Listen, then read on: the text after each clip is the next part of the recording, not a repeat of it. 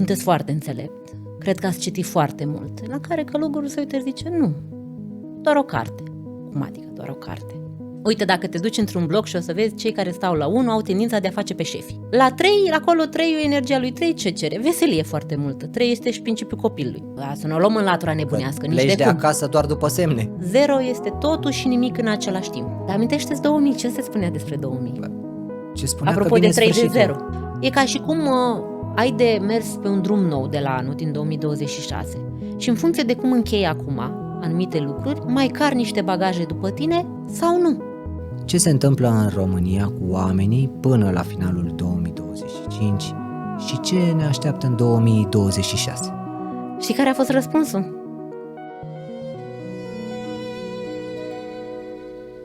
Podcast pentru suflete, eco fără timp. Bună seara, sunt Mădălin Dumitru și vă spun bun venit la un nou episod din podcast pentru suflete. Astăzi, să știți că avem un episod special cu o invitată deosebită. Vom pătrunde cumva împreună cu ea în tainele numerologiei și vom descoperi cum numerele nu sunt doar simple cifre, ci coduri care ne pot ghida viața, relațiile și transformările prin care trecem. Bună seara, Alexandra! Bună seara, bine te-am găsit, mulțumesc pentru invitație. Îți mulțumesc că ai reușit să ajungi, că nu vii de la 2 străzi distanță. Da, nu e nici departe. Sunt obișnuită cu drumul acesta. Așa este. Hai să spunem de la bun început ce faci tu, cu ce te ocupi tu și cum ești în mediul online, cum te găsesc oamenii în mediul online. De ce? Pentru că vreau să fac în acest podcast ceva diferit decât în altele, unde prezentam invitații pe parcursul podcastului. Dar de data asta vreau să spunem de la început cine ești, cu ce te ocupi. Sunt 2 categorii, dacă este să vorbim. Este Alexandra Mihărtescu, numerologul, da? Și este Alexandra sau Alexa Event, da? Organizatorul de cursuri de dezvoltare personală și spirituală, cu care am și început inițial. Adică partea de numerolog a venit pe parcurs. Dar ca să fiu așa succintă, pentru că sunt foarte multe lucruri pe care le fac, dar toate în zona aceasta de lucru cu oamenii, dezvoltare personală, spirituală, vindecare, tabere, ele se împletesc pentru mine, adică nu sunt total diferite. Și au venit cumva cursiv. Toate au venit, s-au așezat de-a lungul timpului, undeva de prin 2012-2013, când am descoperit partea aceasta de dezvoltare personală, și nu pot să spun că le pot deslipi cu totul, că chiar mă gândeam de multe ori, zic ok, las partea asta și vorbesc doar despre partea de numerologie. Dar am acumulat atâta experiență în lucru cu oamenii, în organizarea de evenimente și participarea la toate cursurile pe care le-am organizat, trainerii cu care am lucrat, eu la rândul meu tot trainer și așa, adică sunt foarte multe și sunt foarte conectate, să zic așa. Deci pot să spun că sunt numerolog, am terminat facultatea de psihologie la Iași, terapii de cuplu și familie tot la Iași, deci nu vin dintr-o latură străină în ceea ce privește lucru cu oamenii, dar pe parcurs, universul, așa a fost să fie, am făcut și vânzări, iarăși m-a ajutat foarte mult să înțeleg oamenii, toate cumva au venit oricum în direcția de oameni. Deci dacă este să, nu știu, spun așa, sunt un om în căutarea și înțelegerea mea și a celorlalți. Și toți oamenii și situațiile care au fost au venit clar în completare pentru a fi ceea ce ești astăzi. Corect. Uite, vreau să fac o mulțumire din inimă celor peste 100 de suflete care au ales să devină membri susținători ai podcastului pentru suflete. Recunoștință specială totodată pentru susținătorii noștri, sponsori ai canalului, Ciprian Zaharia și Mădălina Glodeanu.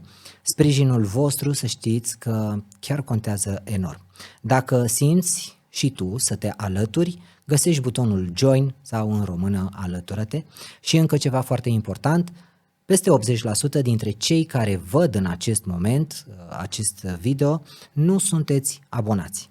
Așa că vă rog, apăsați butonul abonare să ducem împreună acest mesaj mai departe. Mulțumesc și îți mulțumesc că m-ai lăsat să fac acest mic anunț. Chiar mă gândeam, după ce am discutat cu tine telefonic, că am mai fost la podcasturi, emisiuni, atât locale în Brașov, cât și aici în București, Și mă gândeam, zic, în sfârșit, cineva cu care pot să discut, cum să zic, nu să încep să enumăr cifrele ce înseamnă. Sau, știi, când discutasem la telefon cu tine, ai zis, și oricum și denumirea canalului este aparte, că vrei să afli mai multe, ok, și despre numerologie și despre cine sunt eu, dar nu știu, a fost ceva diferit față de restul podcasturilor și chiar te felicit pentru denumire. Nu știu dacă ai un logo, că tot m-am uitat să văd dacă Sunt ai un logo. eu. Am înțeles, da. Nu am un logo pentru că, din punctul meu de vedere, sufletul nu poate să suporte o branduire, ci doar un alt suflet al altcuiva viu, cum sunt eu. Motiv pentru care nu l-am dus într-o zonă rece printr-un logo și așa sunt eu cel care găzduiesc asta. Și am să-ți spun și de ce am spus de logo, pentru că venind încoace mă gândeam, zic, era frumos să vin cu un cadou. Nu, eu sunt din zona Sucevei, de fel, și la noi când se mergea în vizită, tot timpul, nu, vii cu ceva, nu vii cu mâna goală, așa se spune. Și mă gândeam, zic, ar fi frumos ceva pentru, nu știu, pus aici în studio. Și mă gândeam, sau ceva, nu știu, o cană branduită sau ceva. Și mă uit, zic, nu e logo. Zic, de ce nu fi logo? Dar să fac eu un logo. Dar cine, zic, nu fac eu un logo, că podcastul e al lui Mădălin, nu fac eu un logo. Dar știi cum mai muța din cap zice, fă un logo. Nu fă niciun logo. Și acum am și explicația pentru care nu ai un logo. De aici am plecat, dar da, e o justificare foarte bună. Îți mulțumesc foarte mult pentru cadoul pe care mi l-ai adus.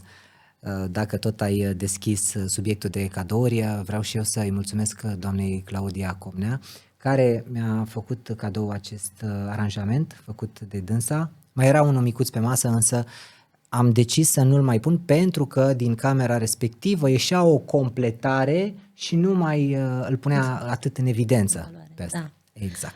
Atâta timp cât este un cadou din suflet, asta este important. Eu nu pot să spun că sunt cea mai mare adeptă a cadourilor, recunosc, dar când simt să-l fac, îl fac. Nu-mi place să le fac din obligație, cu toate că uneori ajungem și situații de acest gen, dar eu mi-aș dori ca oricine face un cadou să o facă pentru că simte, nu pentru că trebuie. Exact. Dar, și acesta la fel este tot un cadou. Știu. Am ascultat podcastul. Ai văzut podcastul. Bun. Spune-mi, te rog frumos, dacă din punctul tău de vedere, sufletul are un cod. Că tot spui tu că la baza tuturor lucrurilor stă matematica. Păi, în primul rând, dacă stăm să ne gândim în data de naștere, da, se încifrează acest cod, această matriță, cum îi spunem noi, din aspectul numerologic. Și ea se numește matrița psiho-energo-informațională. Deci există acolo psihic, energie și informație. Bun. Prin urmare, da. Eu zic că da. Și dacă mi-amintesc bine în podcastul unde ai primit de la Ezel, da, chiar și ea spunea că folosește anumite coduri numerologice și atunci da, avem un cod. Uite, dacă din aspectul material vedem modul în care suntem matricea sau matrița, cum spun unii construiți, turnătura, hai să-i spunem simplist. 2 mâini, 2 picioare, înalt, scund, da, asta este din aspectul fizic. Numerologia vine cu partea de psiho-energo-informațională, adică partea care nu se vede. Noi vedem oameni în jurul nostru cu diverse aspecte. Unii știm să interpretăm poate mimica, da, modul în care arată chipul unui om, expresia, dar nu putem să vedem conținutul din aspectul acesta nevăzut. Iar numerologia, din punctul meu de vedere, da, mă ajută să văd turnătura. Auzi, Alexandra, eu am o întrebare. Te rog. Voi, numerologii, spuneți că data nașterii contează mult. Și multe alte aspecte, da. Sigur că da. Dar data nașterii, de ce numiți voi că nașterea respectivă este atât de importantă, având în vedere că fătul, el are viață cu mult timp înainte să se nască? Păi, noi vorbim de venirea în această lume, pentru că în burtica mamei e o altă lume. Data nașterii în această lume. Păi, noi despre aceea vorbim. El are și în burtica mamei o viață. Da? Și dacă am stat și am căutat momentul exact în care s-a conceput, exact. Există și acolo un punct, de naștere. Dar când vorbim de aspectul acesta al lumii în care trăim, el fizic se naște aici în lumea aceasta, ieșind din lumea, da, odată din lumea de unde vine, da, a doua oară din burtica mamei și a treia oară în lumea fizică alături de noi. Ok. Și noi ne uităm la această ultimă dată, dar sunt studii și sunt cunoașteri, nu neapărat numerologice, care merg mai departe. Plus că se știe foarte bine că înainte de a rămâne însărcinată este foarte important ce se întâmplă în mediul în care trăiește mama, în familia, nu? Stările mamei, perioada sarcinii. Și cred că și data de naștere a mamei. Totul contează, dar acum știi cum e, sunt atât de multe informații și dacă vrem să ne uităm la toate, am putea să înțelegem într-adevăr foarte multe lucruri, dar de la un punct ne și pierdem. Să știi că este o graniță foarte fină între a vrea să folosești informația și să cunoști, da, și să o aplici și între a te pierde în ea. Pentru că, apropo de latura de organizator de evenimente, de-a lungul anilor am întâlnit foarte mulți oameni, unii dintre ei vin de ani de zile la cursuri, nu doar de numerologie, că nu fac doar cursuri de numerologie, dar în general la cursuri sau se caută, cum spun unii, nu? Și totuși nu sunt mai bine. Și de multe ori i-am mai întrebat, zic, de ce vii dacă nu ești ok? Ai apucat să interiorizezi, să internalizezi ce ai învățat în cursul trecut. Nu știu, să reiei anumite informații, să le aplici și ulterior să continui. Mulți sunt într-o goană după informații, dar nu și după aplicabilitate, adică nu apucă să aplice. Și mi-a plăcut o pildă, nu mai amintesc de unde am auzit-o. La un moment dat cineva merge la un călugăr și un călugăr înțelept și spune, îl învață tot ce știe călugărul și la un moment dat cel care vizitează spune, sunteți foarte înțelept, cred că ați citit foarte mult. La care călugărul se uită și zice, nu, doar o carte. Cum adică doar o carte? Păi, da, pentru că am citit câteva rânduri, m-am dus, am aplicat, poate mi-a luat zile, poate mi-a luat luni, poate mi-a luat ani, după care m-am întors, am continuat și tot așa. Deci, eu știu că este foarte multă informație în ziua de astăzi, dar să te neci în ea, cum spune un maestru de-al meu, și știi, adică să fii într-un ocean de informații și în același timp să-ți fie sete, e ceva, nu? Adică degeaba e multă dacă nu o aplici, dacă nu te ajută, dacă viața ta după un curs, o carte, nu știu, spune-i cum vrei, nu s-a îmbunătățit sau măcar nu ai urcat, nu ai conștientizat anumite lucruri, nu știu, poate nu e momentul sau poate nu așa, poate mai trebuie ceva schimbat. Deci, din punctul ăsta de vedere, acum depinde de fiecare, eu știu că fiecare are calea lui, dar și bobârnacele, și succesul, și tot ce ține, dar eu zic că să mai înfrânăm un picuț și să aplicăm viteza. pas cu pas, ușor. Da, să aplicăm, asta este foarte important. Am observat și eu că foarte mulți oameni achiziționează cursuri doar pentru a-și prelungi visul antreprenorial. Și o spun pentru că am avut un curs pe Udemy cu 9.000 și ceva de studenți, iar rata de vizualizare a cursului complet era undeva la 30%. Da, știu.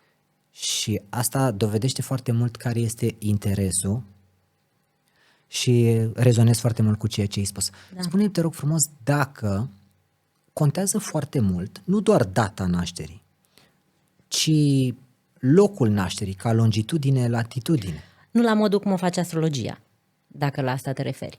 Adică în astrologie, da, contează, nu? Ziua, ora nașterii, de exemplu, noi când facem matrița, da, noi când facem matrița nu trecem ora. Nu înseamnă că nu putem să o avem în vedere în anumite analize profunde. Dar nu și data nașterii și locul nașterii, ele contează, dar nu în modul în care se fac calcule din spate în ceea ce privește matrița, adică nu influențează matrița. Dar contează, pentru că tot ce înseamnă numele tău, da, locul nașterii, sunt cifre în spate. Literele se transformă în cifre. Cum și adică literele se transformă? Păi simplu. Adică prin câte litere sunt? Sau nu. A-ui 1, B-ui 2, C-ui 3, adică dacă pui de la 1 la 9 cifrele și aplici după aia alfabetul, afli care sunt, da, cifrele din spatele acelor litere. Valabil pentru orice alfabet. Am înțeles. Deci dacă pe mine, sigur mă cheamă Mădălin, M-ul este a nu știu câta, da, te uiți în tabel frumos, da. Și după eu fac sumița tuturor? Exact. Faci și suma, se face și o matriță numelui, deci există și o... Totală, nu? Și totală, dar sunt mai multe aspecte. Numerologia numelui se numește. Da. Deci și numele. Uite, gândește în felul următor, că noi avem o dată de naștere. Tu ai o dată ta, eu am a mea. Mai sunt milioane poate de oameni născuți în data respectivă, nu? Corect. Ok, nu sunt poate în același loc. Nu au cu siguranță aceiași părinți, pentru că Noi, cu ajutorul numerologiei, vedem predispozițiile, da? Cum spuneam, vulnerabilitățile, calitățile, dar nu toți am trăit în aceeași familie, nu toți cei care sunt născuți în data de 30 ianuarie, cum sunt eu, da? S-au născut în familia mea, nu? Adică tot ce vine, mediul, oamenii, da? Educația, își pun amprenta. E ca și cum ar spune că, nu știu, telefonul de pe masă, da? E un telefon, are o formă, da? Mai sunt astfel de telefoane, modelul acesta, sute, zeci, nu știu, poate milioane, da? Dar nu toate vor fi manevrate la fel, chiar dacă ele funcționează în esență și în principiu la fel. Da? Așa și noi, ne naștem într-o dată de naștere, avem o matriță identică, dacă avem aceeași dată de naștere, clar, matrița este identică. Dar după aia, cum spuneam, vine familia, vine educația, vine numele, care acolo este numerologia numelui, da? Care sunt chestii de finețe, da? Și aduc, da, caracteristici punctual diferite. Deci e mult mai mult decât, nu știu, ești un 1, ești un 2, ești un 3. Ok, da, acele cifre spun ceva despre tine. Cum spuneam la un moment dat, înainte de a intra în podcast, că și zodiacul, nu? Te uiți dimineață și, acum dacă zice vărsător, astăzi o să câștigi la loto, nu înseamnă că toți vărsătorii astăzi o să câștige la loto. Da, sau, în fine, ca o metaforă. Așa și numerologie, dar în momentul în care mergi în analize profunde și pui totul, sau cât mai multe informații pe hârtie, poți să-i spui destul de punctual omului anumite lucruri. Dar știi că pe vremuri se punea un prenume copilului după prenumele nașilor. Ok, mă gândeam că în biserică, că în biserică era un alt nume care era trecut în carte. Da. Și în biserică, în momentul scufundării în cazan, sau depinde de religii, îi mai spunea, acolo se botează și un alt prenume. Da. Și îți dau exemplu doar meu. În cartea bisericii, da. Exact, eu îți dau exemplu meu. Pe mine mă cheamă Mădălin Dumitru, numai că la botez sunt Mădălin Mihai. Dar nu l-ai în certificatul de naștere. Faptul că eu nu l-am în certificatul de naștere, dar l-am avut acolo în biserică, poate doar pe buzele preotului, în intenția preotului, nu contează. Și eu vin la tine, am nevoie să-mi spui și mie care sunt vulnerabilitățile, tu știi ce ai de făcut. Tu ce faci, mă întrebi? Ce mă întrebi? Noi ne uităm în actele oficiale, în primul rând. Adică numele care l-ai trecut în certificatul de naștere. Cu siguranță are semnificație și acel nume, dar în aspectul mai mult spiritual și, să zicem așa, bisericesc, în contextul în care a fost dat. Dar noi când ne uităm și facem calcule, știi cum e, ceea ce este scris, sfânt rămâne. Adică ce ai trecut în acte. Data de naștere, pe care sunt foarte multe persoane care sunt născute în altă dată și sunt trecute în altă dată. Adică m-am născut în 30 și m-am trecut în 29 sau știi cum era, mai ales așa, în alte vremuri. Da. Depinde din acel aspect de numerologie te uiți, că sunt mai multe tipuri de numerologie. Dacă ne uităm la aceasta pitagoreică, ne trebuie cea din certificatul de naștere. Dacă ne uităm la karmică, e bine să o știm pe aia reală în care ne-am născut. Adică sunt mai multe paliere care necesita o dezbatere lungă, dar în principal data de naștere și numele din certificat, ca idee. Da? Acum depinde și cu ce e important să înțeleagă oamenii. Cu ce întrebare vin într-o consultație numerologică? Și ideal ar fi să aibă o întrebare sau să aibă un scop pentru care, da? Ai un scop pentru care te duci la numerolog sau la psiholog sau nu știu, la doctor. Nu te duci așa, am venit să văd ce fac. Nu? Și chiar dacă e scopul de a vedea, nu știu, dacă sunt bine, un check, cum se spune, o verificare periodică, tot e un scop acolo. În funcție de întrebarea omului, de contextul de viață, de ce are nevoie să-l ajuți, tu te uiți în diverse grafice, sunt calcule care se fac cu numele, cu data de naștere și poți să-l ajuți, foarte important, repet, predispoziții, da? Adică tu vezi cam ce butoane sunt acolo, cam cum funcționează. Eu îi spun un manual de instrucțiuni. Da? Eu am un manual de instrucțiuni. Dacă știu că pe butonul verde apăs la telefon, da, răspund la telefon. Corect. Da? Acum, că apăs cu degetul ăsta, că apăs cu ăsta, că poate am mâinile ocupate și apăs cu nasul, nu știu, da? El va răspunde, da, va reacționa tot timpul la fel. Asta nu înseamnă că ne ducem pe partea de șablonizare, da? Dar, totuși, vom vedea că dacă am tendința să apăs pe butonul verde, se întâmplă o chestie. Dacă apăs pe celălalt, se întâmplă altă chestie. Așa și la noi, cumva. Dar n-aș vrea ca lumea să se ducă într-o idee de șablonizare. Gata, deci doar așa, de îi băgăm în cutiuțe pe oameni și toți sunt... Nu, pentru că chiar dacă sunt multe arhetipuri, da? De fapt ele sunt 9 arhetipuri cu 0-10, dar în numerologie, chiar dacă sunt multe informații, gândește că e ca un puzzle. Eu am poate mii de piese. În funcție de cum pun acele piese, îmi dă un rezultat. Mă duc, le-am luat, am pus piesele în alt fel, mi-a dat alt rezultat. Dacă ne uităm la cele 4 elemente, nu? Aer, pământ, foc, apă. Păi, dacă, nu știu, telefonul ăla are ceva aer, ceva apă, ceva foc, nu? Și ceva pământ. Doar că în cantități diferite. Așa și noi. Avem apă, avem pământ, avem în noi pământ, da?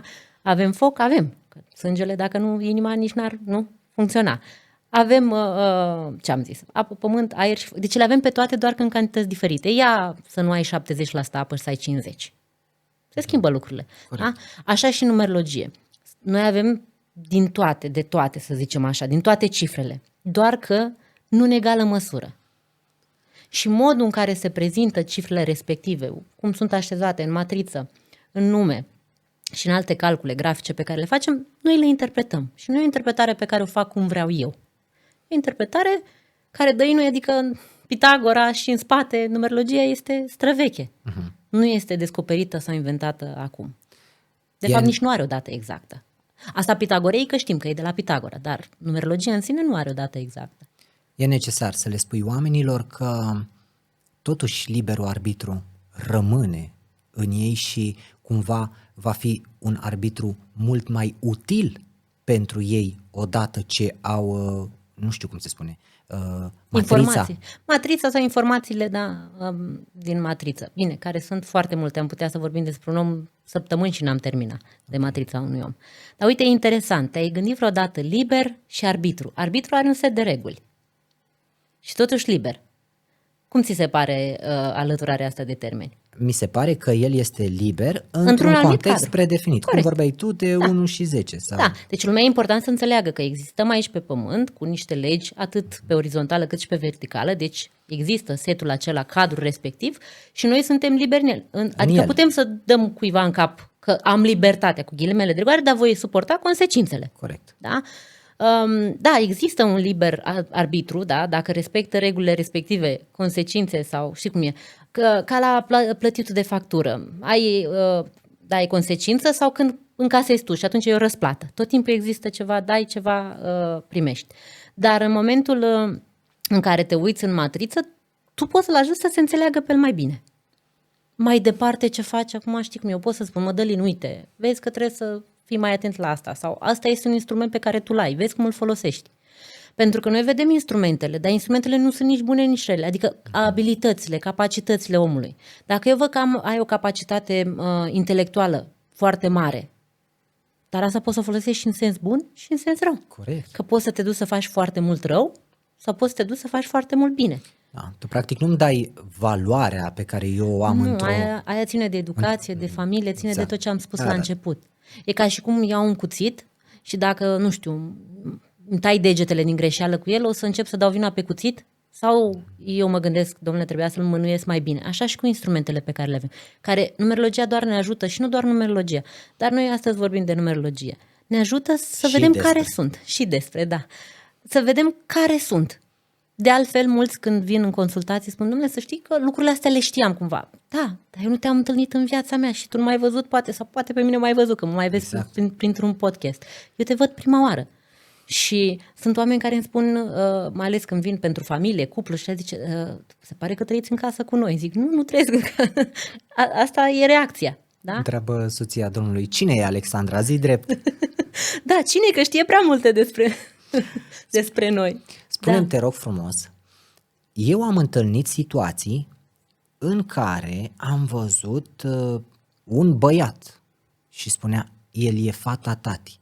Sau am văzut o fată, e băiatul tati. Și se duce fata, joacă fotbal, se îmbracă numai băiețește, nu știu ce.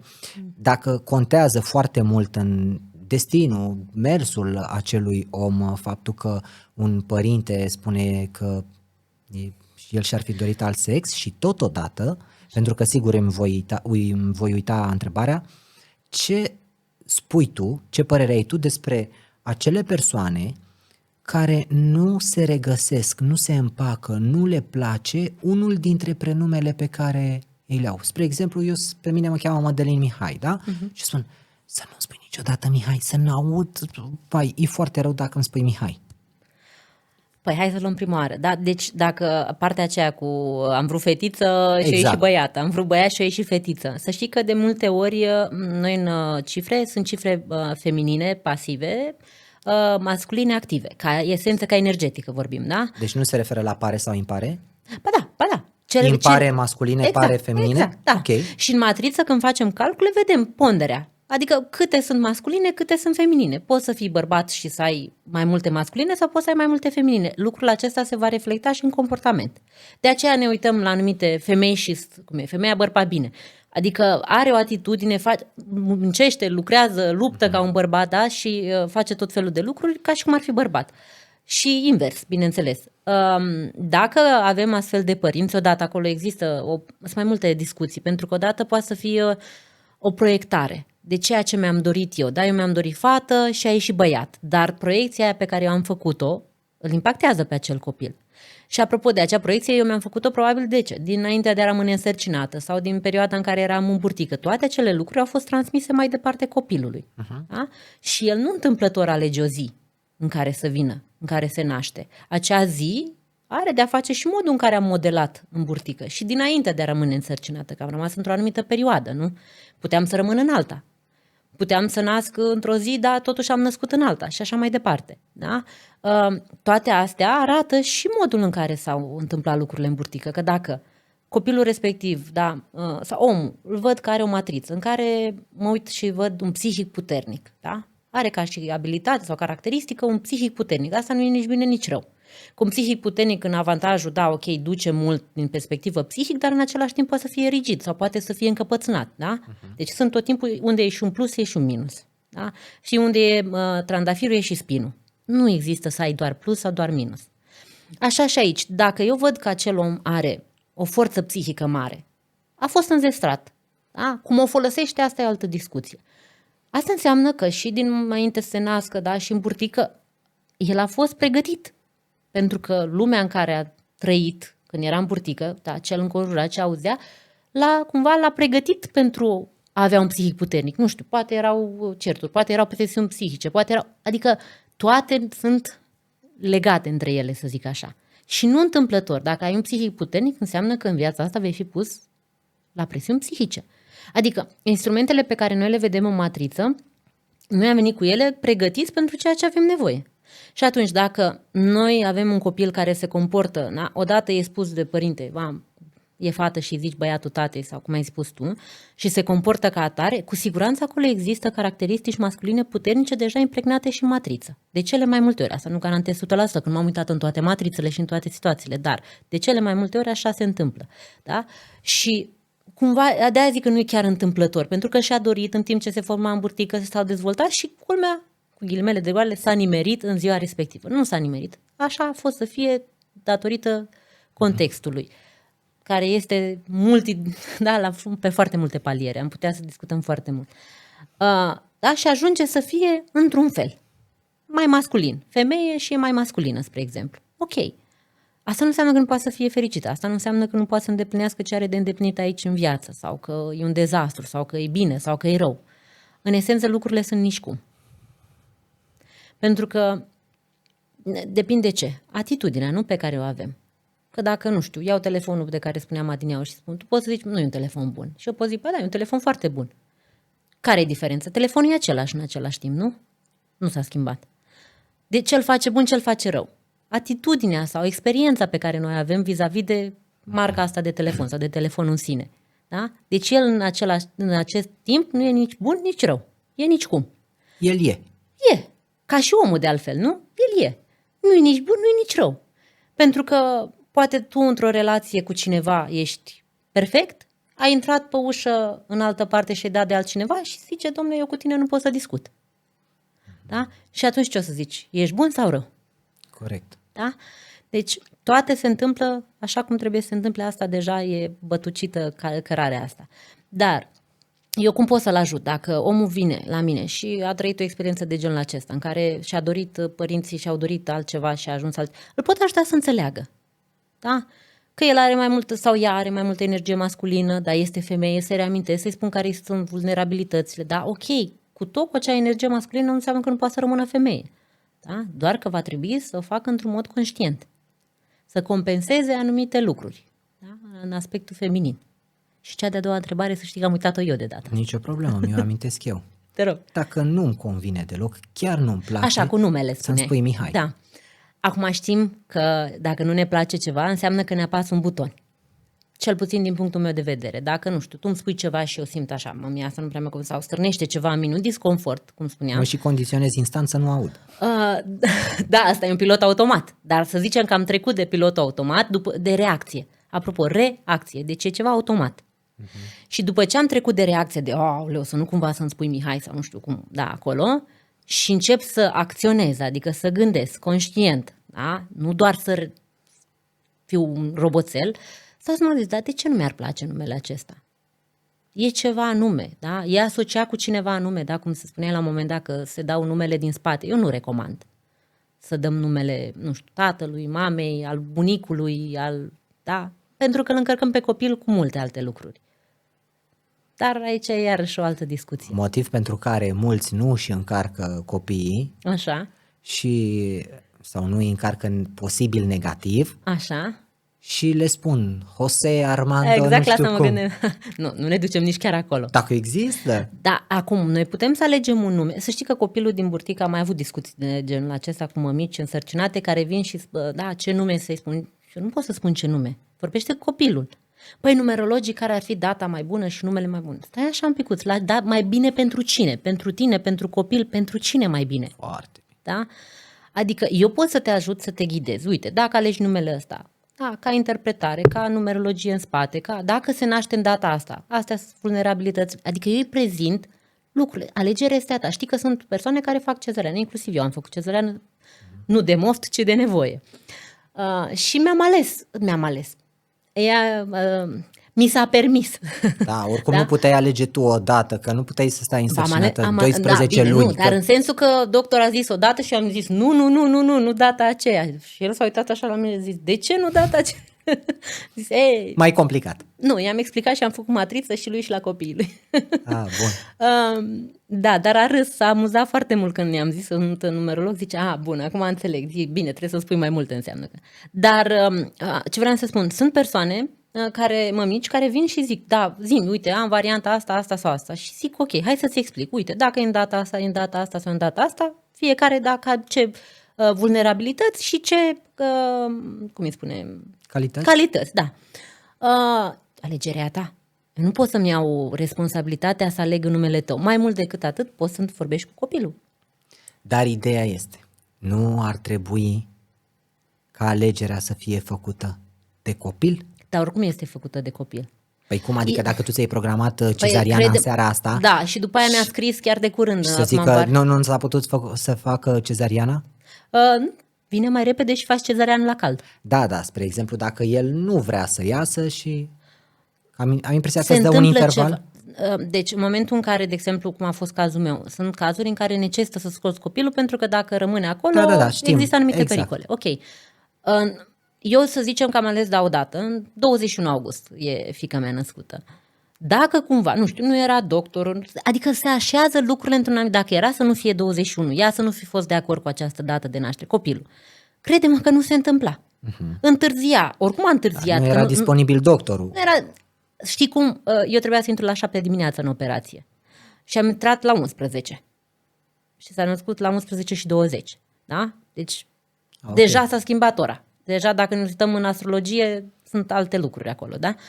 Deci, dacă copilul nu este de acord sau cumva nu se suprapune cu ce este dat lui, nu vei naște în momentul respectiv.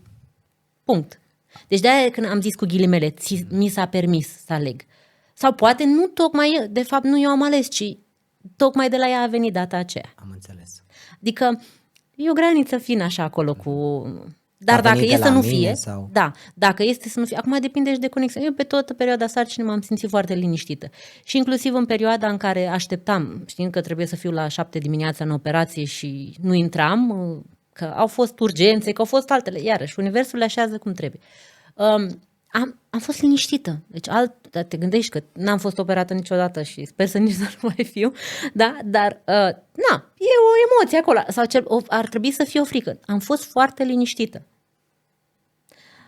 Chiar dacă am fost băgată în operație 4 ore mai târziu. Soțul acasă era, cum ești? Cum te simți? Sunt ok. Dar toată sarcina am fost destul de liniștită. Nu mi-amintesc momente de agitație. Îmi permit să spun 2 întrebări mai sensibile? Dacă pot răspund, dacă nu... Nu. Liber arbitru. Corect. Spune-mi, ce se întâmplă din punct de vedere numerologic cu bebelușii care nu trăiesc mult timp după naștere? În ce sens? Adică s-au născut și la 7 luni nu mai supraviețuiesc. La 10 luni. Acum, dacă ne ducem și pe altă cunoaștere, inclusiv numerologică, fiecare vine cât mai are de trăit. Adică nu suntem doar aici, mai trăim și alte vieți, nu? Și avem și un anumit ciclu de îndeplinit, un anumit număr de ani. Probabil atât a mai fost. Din punct de vedere numerologic, ok, pot să mă uit în matrița copilului și să înțeleg care sunt vulnerabilitățile. Și după aia dacă și întreb doctor, pentru că există și numerologia sănătății și putem să vedem predispozițiile, da, organele care sunt mai afectate sau de unde anume vin provocările. Dar apropo că mă întreba cineva zilele trecute dacă știu să-i dau vreo carte în care să calculeze numerologic data la care moare. Eu nu am găsit nicio carte de acest gen și nu știu dacă există, dar în schimb, după ce omul nu mai este cu noi și ne uităm în aspectul, în calculele numerologice, putem într-adevăr să vedem acea zi. Da? Dar după ce ea s-a întâmplat. Da, după ce s-a întâmplat. Deci întotdeauna evenimentele pot fi deslușite da. Condiția ca ele să se fi întâmplat. Da. Din punctul meu de vedere, eu nu am găsit până acum informații care să-mi spună cu exactitate data morții cuiva. Și cu toate astea, matematica este o știință exactă care stă la baza numerologiei. Da, dar numerologia este latura filozofică, latura calitativă a matematicii. Matematica este pur cantitativă, dacă ne uităm din aspectul pe care îl practicăm în ziua de astăzi ca matematică. Dar și mergând deja în aspectul filozofic, lucrurile nu mai sunt 100% exacte. Și știi cum e? Și dacă e 99%, 1% tot îi aparține lui Dumnezeu. Corect. Și dacă am ști 99%, tot există un 1%. Dar acum eu vin și întreb, cu ce te-ar ajuta dacă ai ști? Că sunt oameni care mă întreabă, da? De unde pot să aflu și dacă ai ști? Să zicem, ipotetic. Ca o frică foarte mare și deja nu o mai pot duce. Și dacă știi, la ce te ajută? Să nu mai ții banii la saltea. Adică omul are nevoie de o scuză, înțeleg. Da? Să știu, mai trăiesc mult, mă mai chinui sau nu știu ce. Adică e doar o justificare. Dar asta ce arată? O problemă că omul nu trăiește în prezent. El se gândește când o să moară. Adică de fapt, el nu prea mai trăiește. Păi da. Ori așteaptă să scape, ori caută scuză, ori... Dar nu e în prezent. Nu e în prezent. Da? Bunica avea o vorbă. Când se termină ghemul? Bună vorba. Da. Spune-mi, te rog, dacă din punctul tău de vedere, nu vreau să fiu cărcotaș, dacă astrologia vine și spune ca eu să-ți fac harta, am nevoie inclusiv de oră și locație, așa, poate fi un răspuns mai precis decât cel pe care ni-l oferă numerologia prin matriță, având în vedere că... Noi oricum ne putem uita și la ora nașterii, dar sunt instrumente diferite de măsurare. Da, spuneam doar în contextul în care numerologia solicită mai puține, sau cel puțin asta am înțeles nu solicită mai puține, ci pur și simplu că nu ai nevoie de data, de ora și de locul nașterii. Nu neapărat, nu înseamnă că nu le poți lua în calcul, să fie clar. Okay. Ideea e în felul următor. Sunt instrumente diferite care măsoară. Unul măsoară cu planetele, da, momentul nașterii și așa mai departe, poziția geografică și restul. Altul se raportează strict la cifre și cifrele din data de naștere. E ca și cum, nu știu, una e să măsor cu metru și una este să măsor kilograme. Adică nu pot să le compar. Ele nu intră în competiție. Și de altfel, noi la cursul de numerolog certificat, la care sunt și eu formator pe Asociația Numerologilor, avem și astrologi. Și nu doar astrologi, multe meserii. Și ei vin și zic, da, exact așa zice și așa. Da, uite, hai să zic, de ce astrologia zice? Vezi că Uranus cu ăla acolo, eu nu știu astrologie, chiar foarte puțină, da? Dar explică același aspect sau vulnerabilitate, calitatea omului, Doar că zice, pentru că planeta aia e în casa cu tare, te-ai născut la ora cu tare și asta face că ești ascendent de la și îți dă explicație. Adică, oricum clientul când vine la noi, că e astrolog, că e numerolog, noi putem să-i zicem, da, ok, ești născut în, nu știu, casa cu tare, nu știu ce, casa cealaltă, adică, da, sau ești, matrița ta are 4 de 1, 3 de 8 și mai știu eu ce are pe acolo. Dar el nu-l ajută. Adică asta mă ajută pe mine să înțeleg, dar pe el nu-l ajută cu nimic. Dar ce-l ajută? Explicația, interpretarea. Și atunci dacă noi am dat asta la o parte, fie că te duci la un astrolog, fie că te duci la un numerolog, în esență îți va spune același lucru despre tine. În esență. Modul în care o face, da, cuvintele, limbajul, poate să fie diferit, pentru că omul e diferit. Dar când vei pleca de acolo, dacă te duci și la unul și la altul, și am avut, și inclusiv eu, când l-am cunoscut prima oară pe Valeriu, pe Noiu, îi zic, faci și mie o astrogramă, cum adică? Eu când întâlnesc o persoană care are un instrument, nu contează de care, prima sunt. Zic, hai zi-mi că, știi cum e, poate vezi ceva, sunt foarte multe lucruri la care ne putem uita, poate mie ceva mi-a scăpat, plus că oricum e cel mai greu să te analizezi pe tine, mai ușor e să te uiți în afară. Și ne-a spus foarte multe lucruri pe care le știam și care în capul meu deja, apropo de conexiunile, de când știi mai multe informații sau mai multe științe, le vezi cum se leagă. În timp ce el îmi povestea anumite lucruri la mine, eu le vedeam în matriță, adică mental, așa, deja era în capul meu, deci așa, asta e matrița așa, ăla e așa, ăla e așa. Și el vorbea din aspect astrologic. Deci, nu cere mai mult sau mai puțin, ci cere fiecare instrument ceea ce are nevoie pentru a face interpretarea și măsurătoarea. Iar următoarea întrebare sensibilă, așa cum știm cu toții, în societate oamenii sunt speriați de persoanele care au atracție către același sex. Așa. Sunt speriați.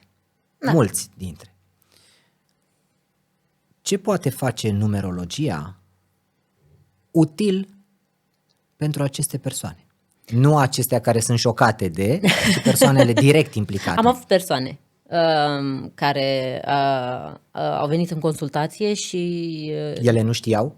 Și au aflat? Știau și mi-au zis. Deci evenimentul s-a întâmplat. Evenimentul s-a întâmplat, alegerea era deja făcută, dar asta nu schimbă numerograma, adică nu schimbă predispozițiile. Bun, și care erau predispozițiile? Să ne înțelegem, acum nu înseamnă că dacă ai anumite cifre poți să devii gay sau lesbiană, nu. Pentru că ai o predispoziție, da? Ok, poți să ai anumite caracteristici care, dintr-un context de viață, cum spuneam cu educația, să te ducă în direcția respectivă. Dar asta nu înseamnă că, nu putem să spunem, nu știu, persoanele care au cifra X pot să devină gay sau devin sigur gay sau, nu știu, au o altă orientare sexuală. Nu. Cum îi tratăm sau cum discutăm cu ei, la fel cum discutăm cu toată lumea. Că și ei vin cu tot, chiar dacă e partener, adică sunt doi domni. Și vor să se înțeleagă cu partenerul, adică vin cu aceleași... Nu știu dacă trebuie neapărat să o vedem ca o problemă, că ceilalți se sperie. Acum, dacă vorbim în aspect personal, sunt niște lucruri apropo de fiecare își face alegerea, să ne înțelegem. Dar din aspectul meu, când ne uităm masculin, feminin, anumite lucruri care sunt ieșite de pe șine vor avea anumite repercursiuni, mai bune sau mai puțin bune. Dar asta nu înseamnă că nu pot să accept și nu am și în consultații oameni, dar nici nu se pune problema că nu ai ceva accepta. Împotriva lor sau lucruri de genul la modul că ceilalți sunt speriați. Ceilalți ar fi bine să se uite în propria curte, în primul rând, din punctul meu de vedere, că prima oară pot să mă uit la mine, ce pot să fac eu. Că eu stau cu mine 24 din 24, 7 din 7. Dacă pe tine te văd 2 ori pe săptămână, să zicem, nu? Ce aș putea să schimb eu la tine? Nu? Păi, da, Alexandra, dar tu știi că oamenii care nu se pot uita la ei îi văd cel mai bine pe alții? Păi cum era cu bârna, nu? Nu vezi bârna din ochii tăi. Dar aici cred că țin un picuț și de educație. Dar nu tot timpul este într-un sens negativ. Uite, acum având copil, vezi și mai înțelegi și alte lucruri. Că în timp ce crești copilul, îl faci foarte atent la exterior. Dar ca părinte îl faci atent la exterior, în primul rând, din punctul meu de vedere. De ce? Păi să se uite pe unde calcă când merge, să nu se lovească, adică să-l ții cumva în siguranță, zicem noi, da?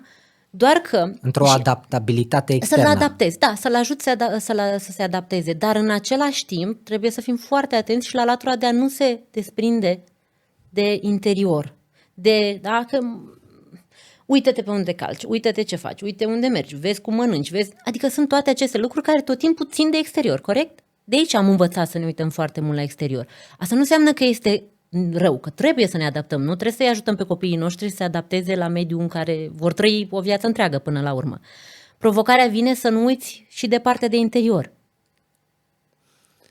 Și atunci, da, e o graniță fină, că adică o trăiesc uneori, simt și eu că mă duc tot în partea aia. Fii atentă la exterior, cum calci, ce faci, cum mănânci, cum te îmbraci, să nu te lovești, să nu... No.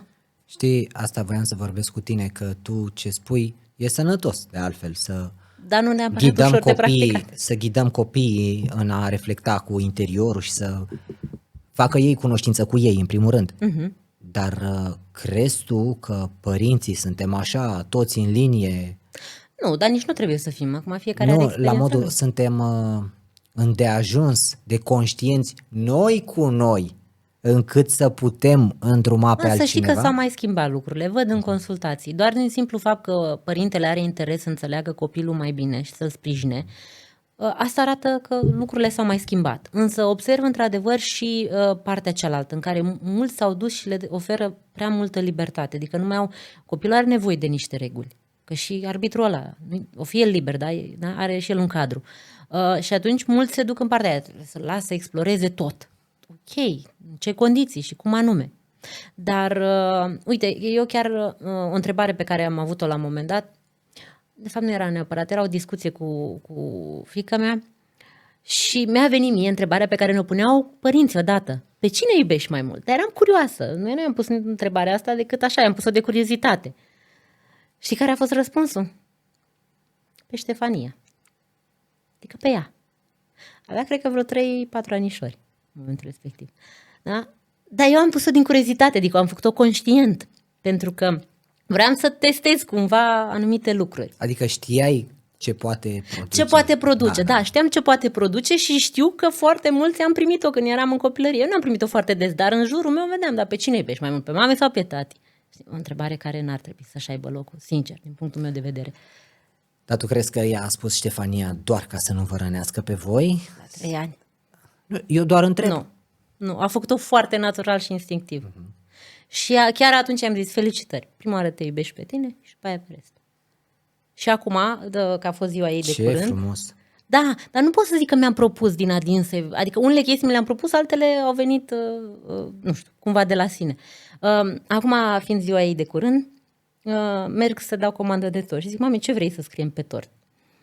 Și zice, da, așa, se gândește un pic, zice, la mulți ani, Ștefania, te iubesc. Am rămas și eu așa, vânzătoarea s-a uitat la mine, eu mă uitam la vânzătoare, mă uitam la copil, nu cum să reacționez. Zic, scrieți așa, poți să-i zic copilului să nu... Și după care zic, adică ce vrei să spui? La mulți ani, Ștefania, te iubesc. Ce n-ai înțeles din prima, zic de 2 ori? Da. Lucru care mă bucură, doar că și aici e o graniță fină, să nu se ducă foarte mult în partea aia în care, știi, să țină cont doar de ea și să nu țină de... Vezi, tot timpul e așa un dans foarte fin între ce? Între ceilalți și tine. Dar, din punctul meu de vedere, niciodată nu poți să te lași pe tine de favoarea, da, sau în favoarea, celorlalți. Și asta o spui? E un dans. Și asta o spui pentru că noi am trăit într-o lume, chiar și noi, poate și în momentul de față noi. Ne lăsăm. Exact. Nu avem contact noi cu noi, suntem departe de noi, dar suntem foarte atenți la cum stau ciucurașii pe covorul ăsta. Am venit aici și tot așa. Ba, bine, ai ciucuri, da. Unii au traume pe ciucuri, tu știi? De ce? Că probabil îi văd deranjați și trebuie să stea să-i facă... Da, pentru că a fost o perioadă în care era obligat să perii ciucuri la... Era o modă cu covoarele și cu ciucuri. Sunt persoane care vin la tine să-ți ceară informația despre ce număr la mașină să-mi pun? Da. Hai că asta e prea... Și la casă și la... Da, eu am auzit... Pentru că totul, deci cifrele... Ce număr își pune la casă? Păi cum să decide ce număr își pune la casă? Păi nu, că și-o cumpără. Când o cumpără? Da, în sensul ăsta, că uite, am de ales între X, Y și Z. Și ce spun numerele de casă? Toate sunt energie. Cifrele sunt un cod, un limbaj, care poate fi descifrat de cei care cunosc semnificația cifrelor. Bun. Ce poate să spună? Vreau să-mi spui de la 1 la 10...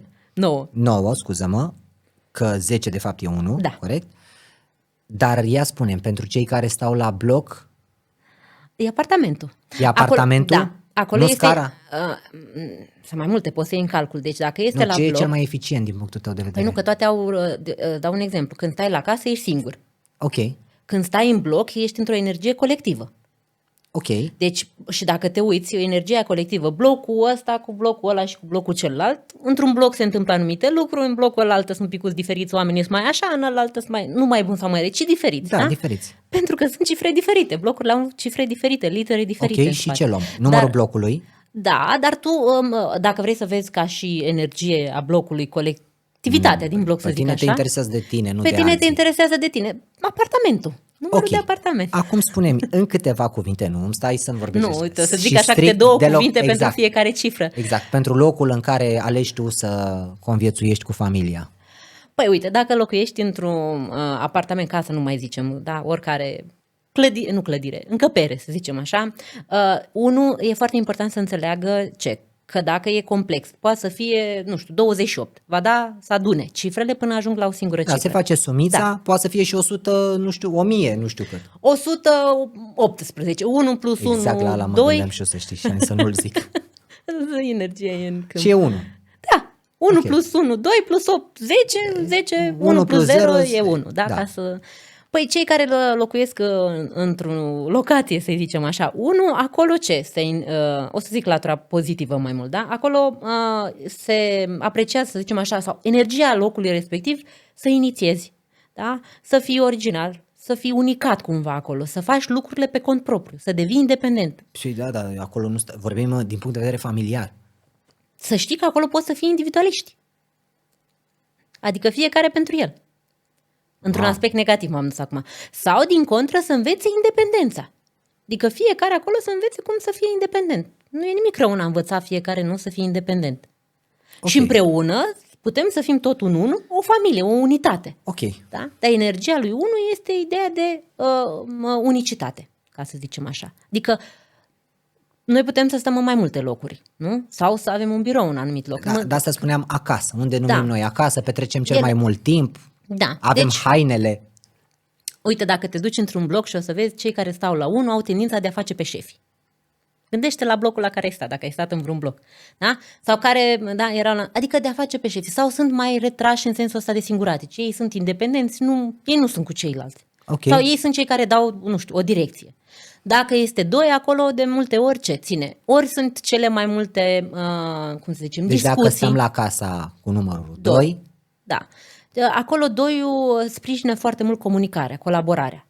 ceea ce este benefic pentru o familie. Da, e benefic. Benefic pentru familie de 2, 6. Hai să le 4. luăm pe rând. Nu, lasă, hai să le luăm pe rând, nu dăm spoilere. Da. Deci 2-ul, colaborare, comunicare. Hai să zic și aspectul negativ. În aspectul negativ, ceartă. Păi cum? Comunicăm atât de mult, cum e culoarea galben, să știi, în arhitectură Da. asta. Ideea este că în aspectul pozitiv e colaborare, în aspectul negativ e separare. Gândește 2 ca 2 puncte. Mamă. 2 puncte. Putem uni cele 2 puncte sau putem să rămânem separați. Ok. Da? E principiul lui 2. Așa și energia lui 2, a casei respective, acolo, eu mi-amintesc că am stat în ceva chirii, m-am mutat și pe facultate și așa, și cine era la 2, m-am nimerit în niște blocuri la 2, erau niște scandaluri, deci știa tot blocul când se ceartă la apartamentul 2 sau 11, de exemplu. Deci erau, și acum, de exemplu, în blocul care stau, la 2 sunt cei mai faini, adică așa, maleabili, vorbești cu ei, n-ai nicio treabă. Nu. La 3, acolo 3, energia lui 3 ce cere? Veselie foarte multă. 3 este și principiul copilului. Deci se pot face copii acolo, creativitate multă, da? Oarecare distracție, da? Dar în același timp pot să fie mai superficial, mai împrăștiați. Da? Deci este vorba, repet, Deci despre aspectele energia. negative ar fi Așa, că pe sunt scurt, dezorganizați, împrăștiați. Împrăștiați. Ok. Da. 3 are tendința să se împrăștie, eu sunt un 3. Deci dacă Ok. mă vezi că mă mai împrăști, să mă Așa, readuci. zim de 4. 4. Casa cu numărul patru. 4 aduce stabilitate. 4. Pătrățelul. Siguranță. Deci este o casă în care te simți în siguranță. Însă necesită ordine, disciplină și muncă. Și regulament, probabil. Da, și regulă. Sunt multe, eu am ales câteva cuvinte. Ok. Da? Da. 5, uite, chiar mă gândesc la care stau la 5, cunosc câteva persoane, chiar vecinii noștri sunt la 5, un du-te vino. 5, libertate înseamnă 5, da? Și în casa 5 oamenii ce? Așa libertate, unul vine, altul pleacă sau mai mult îți plecați în călătorii, vin pe acasă când și când sau spontan sau acolo se întâmplă cele mai mari distracții, da? În sensul ăsta. Sau acolo, nu știu, sunt cei care joacă cel mai bine teatru, așa, că 5 e jokerul. Teatru în sensul ăsta, așa de distractiv, da? Că... Dar Și la 5... negativ? În sensul negativ și 5 are tendința de împrăștiere și prea multă gălăgie, prea multă, cum să zice, prea mult spectacol. Da? Prea multă gălăgie și spectacol. Prea multă distracție. Adică, ok, o fi distractiv, dar la un moment dat s-ar putea să fie cei care fac tot timpul deranj în bloc, să zicem așa, sau în cartier. Da? Casa cu numărul 6. Ideală pentru familie. 6 este cifra familiei. Eu stau la 6. Și mi-am ales-o conștient, dar m-a și ajutat că a fost 6. Apropo, când m-am dus să-mi aleg apartamentul acum ceva ani, știam numerologie, aveam între 5 și 6. Și îmi și spune, ca să vezi că nu doar mi-am dorit, îmi și spune, domnul zice, 5-ul ăsta se dă doar în anumite condiții, dacă vreți 6-le. Zic, da, 6-le vreau oricum. Da, deci în 6 echilibru, armonie, dar în aspectul negativ poate să te ducă într-un apartament 6 să devii leneș, comod, confortabil, e așa, e plăcut, e acasă, hai să mai dormim un pic, hai să mai lenevim un picuț, da, și să nu te apuci să faci lucruri, adică te poate duce în aspectul ăsta. La 7, am stat și la 7, am stat în mai multe numere, dar în 7-le fiecare cu treaba lui. Dar în sensul ăsta de singurate chiar. Unul e ideea de independență sau fiecare să arate, bă, eu sunt șeful. Dar 7-le, acolo poți să înveți foarte mult. 7-le e meditativ, așa, el meditează, citește, studiază, da, lucrurile. Și când e 7, ca și cum fiecare cu treaba lui. Parcă zici că suntem în aceeași casă, parcă nu suntem. Da. Dar într-o energie din aceasta a lui 7, în casa respectivă, poți să înveți foarte multe lucruri. Un aspect, 7 este o cifră ezoterică, se mai spune, cifra spiritualității. Acolo poți să înveți anumite lucruri care țin de latura asta de spiritualitate. Da? Și te împinge așa, hai să mai citim o carte, hai să mai punem o întrebare despre viață, hai să mai înțelegem niște lucruri. Unde a locuit înainte să locuiesc la 6 era un 16, 7. 8-ul acum? 8-ul e cu succesul, banii și puterea. Deci e o încăpere foarte bună pentru o firmă care își pune să... Ce număr am aici? Păi nu știu, vezi în acte. În acte trebuie să existe un număr. Toate au un număr. Și dacă este un număr în sensul de înregistrare. Dar nu știu numărul acum. Ok. Da, deci acolo poate să apară ideea asta de succes, da, de putere, de stabilitate iarăși, dar în același timp în familia respectivă poate să fie și o luptă pentru putere. Da? Adică să facă lucrurile pentru bani, în lăcomie, în sensul ăsta, dar dacă reușesc să se armonizeze spiritualul cu materialul, da, acolo într-o energie a lui 8 e foarte important să înțelegem aspectul material și aspectul spiritual, să le echilibrăm cât se poate de mult, lucrurile pot să meargă foarte bine.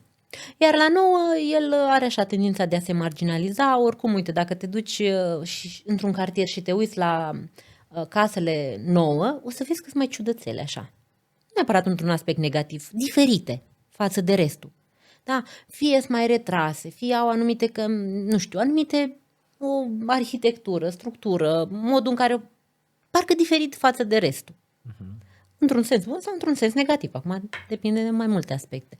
Dar acolo simți nevoia să stai retras, da? Și iarăși e tot un studiu, dar nu e un studiu mai în latura asta ezoterică cum e la 7, e mai într-o latură intelectuală, așa, de să faci cât mai multe studii, diplome, da? Sau te ajută foarte mult să te adaptezi la tot felul de contexte. Dar asta e foarte pe scurt, am zgâriat suprafața numai. Pentru că vorbeai că dacă stai la o casă la numărul 8, e nevoie să pui în echilibru, ce ai spus, să pui materialul cu spiritualitatea. E un prilej bun să mergem un pic în spiritualitate. Așa. Și să te întreb ce se întâmplă din punct de vedere spiritual, din punctul tău de vedere. Când te uiți la ceas mereu și e un număr 1, 2, 2. Păi da, dar e deasă, dar fiecare are câte o părere. Motiv pentru care este utilă și părerea ta. Da. Păi, contextul e în felul următor. Uite, dacă am un job în care lucrez foarte mult cu timpul, am programări, de exemplu, nu? de la ora la ora. Și mă uit din 10 în 15, 20 de minute la ceas. Șansele statistic să nimerești 11 și 11, 22 și 22 și alte, da? Adică să vezi acele sincronicități, nu? Că mulți așa le zic sincronicități, e foarte mare. Iartă-mă, dacă te-ai uitat într-o oră de 30 de ore la ceas, statistic vorbind, Corect. da? Deci dacă sunt oameni Dar care dacă sunt... nu te uiți, te uiți dacă de te 2 uiți- ori la ceas pe zi, de 3 ori. Da, adică te uiți chiar întâmplător, nu Exact. așa. Dacă cunoști cifrele, înțelegi, e foarte important să fii conștient. La ce te gândeai în perioada respectivă? Ok, m-am uitat la 2 și 2 sau 14 și 14, ca să fiu mai punctual, da? Ok, dar ce făceai în momentul respectiv? La ce te gândeai? Ce simțeai? S-a întâmplat ceva? Te-a sunat cineva? Vrei să faci ceva? Și după aia să știi ce înseamnă 1, 4, ce înseamnă, adică să știi ce înseamnă cifrele respective. Ele pot fi, dar e o chestie micuță așa care să te ajute, poate să-ți dea chiar un răspuns. Poate mergeai pe stradă și în timp ce te gândeai, bă, cum să fac eu chestia asta să o rezolv, să-ți apară niște cifre, dar poate să-ți apară propoziții. Dar noi de multe ori nu ne uităm cu adevărat conștient și prezent, că ne băgăm acolo undeva Dar și acolo e o linie fină. Da, să ne o luăm în latura nebunească, nici Pleci de de cum. acasă doar după semne. Da, eu, de exemplu, nu mă țin cont atât de mult de chestia asta, ocazional. Dacă chiar mă gândeam la ceva, dacă e așa, pur și simplu m-am uitat la ceas și, nu știu, stăteam și mă relaxam sau lucram la ceva, ok. Și cum e? Chiar dacă mă uit la cifre zilnic și, drept îți spun, în matrița mea, cred că mă uit de 3-4 ori pe an. Nu că n-aș știu, că o și știu, dar în toate calculele nu mă uit foarte des. De la un punct, eu așa o simt, asta e părerea mea. Pur și simplu sunt parte din tine. Adică nu le mai caut la început, nu intrai pe ușă și te întrebam ce dată de naștere ai. Bine, am și de acum tendința pentru că mă ajută să înțeleg anumite lucruri. Dar te întorceam pe toate părțile, trebuia să știu ce și cum. Acum, ele vin cumva ca o completare, sunt un stil de viață. Nu știu cum să zic, sunt parte din tine, nu trebuie neapărat să le iei să le cercetezi la fiecare secundă. Și nu trebuie nici să interpretezi chiar tot, o luăm razna. Deci prea multă gândire, prea multă interpretare, prea mult despicat firul. Dar nu avem pregătirea necesară să ducem mai mult. Odată, dar știi cum e? De la un punct, dacă intri în foarte mult, când mai trăiești? Întreb și eu. Asta voiam să te întreb. Când mai trăiești dacă stai numai și analizezi? Dar sunt oameni, uite, cum e 7-le, da? Cifra 7, care e aspectat pe 7 în funcție de ce are în matriță, dar sunt oameni care, da, 7 gândește foarte mult, analizează foarte mult, despică firul în 7, nu în 4. Da? Și este genul de... Dar nu e bine sau e rău, așa este el structurat. Are și caracteristici, da, pentru că vede profunzimea lucrurilor, poate să analizeze, să vadă lucruri care alții nu le văd, dar sunt și aspectele negative, despică prea mult. Sau sunt alții care sunt mai de suprafață, dar reușesc să treacă mai ușor peste tot felul de lucruri, dar nu sunt atenți la detalii. Adică tot timpul, cum spuneam, e și un plus și un minus. Când vorbeam de numărul caselor, Așa. mi-ai spus la fiecare număr, Da, da? foarte superficial aș putea Ce spune. voiam eu să te întreb? Dacă 1 are aceeași putere indiferent de context. Adică, sumița datei mele de naștere, să presupunem că e 1. Așa. Să însemne ceva. Dar faptul că stau la apartamentul 1 să însemne altceva. Faptul că sunt locul 1 în trend YouTube să însemne altceva. Faptul că, mi-am făcut un tatuaj cu 1. Are aceeași însemnătate 1? Deci dacă vorbim de arhetipuri, da? 1 este un arhetip. Știi ideea de arhetipuri, da? Adică 1, 2, fiecare cifră în primul rând este un arhetip. Dacă 1 oriunde îl întâlnesc, el are semnificația de 1. Nu poți să zici că e 2 sau e 3 sau e 4. Cam asta. Deci contextul nu-i schimbă sub nicio formă arhetip. Uite, dacă 1 înseamnă originalitate, un cuvânt cheie din esența lui 1. Originalitate. Acum ce contează? Contextul în care îl pun. În sensul că dacă este în data ta de naștere că le-ai adunat, ăla se numește destin, când ai ajuns la o singură cifră și ai destinul de 1, eu ce știu? Destinația ta în viața asta este 1, adică tu ai venit în viața asta să înveți să fii original.